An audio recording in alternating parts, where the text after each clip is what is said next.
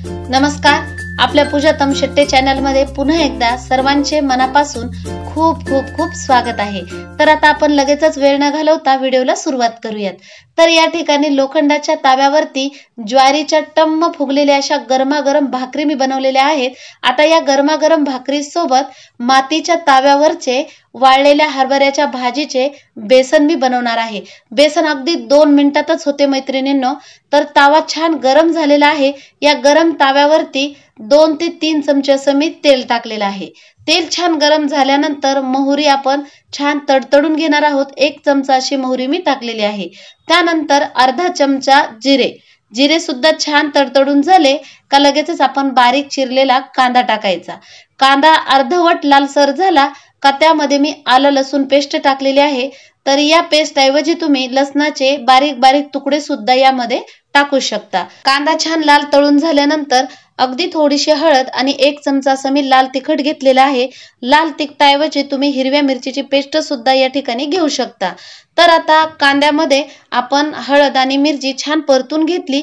त्यानंतर 1 ते 1.5 ग्लास असं पाणी टाकलेलं आहे। पाण्याला उकळी येईपर्यंत आपण वाळलेला हा जो हिरवा पाला आहे त्यामध्ये आपण 2 ते 3 चमचे असं बेसन टाकणार आहोत। बेसन आणि ही हिरवी भाजी छान एकजीव करून घेऊयात। म्हणजे काय होईल, हे बेसन असं एकजीवच आपलं तयार होईल।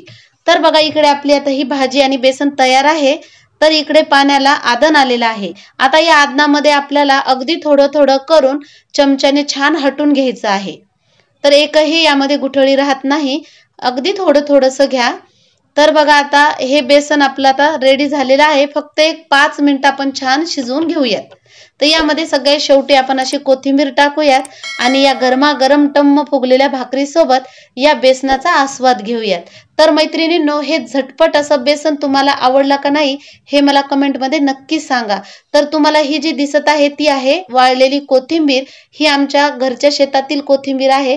ही भरपूर अशी मी वाळवूनच डब्यामध्ये भरून ठेवली। आपल्याकडे ताजी कोथिंबीर असते नसते त्यावेळेला या वाळलेल्या कोथिंबीरीचा खूप उपयोग होतो मैत्रिणींनो। मी जेव्हा आपल्याकडे ताजी कोथिंबीर नसेल त्यावेळेला या कोथिंबीरीचा वापर करते। 5-6 महिने छान डब्यामध्ये स्टोर करून ठेवत असते।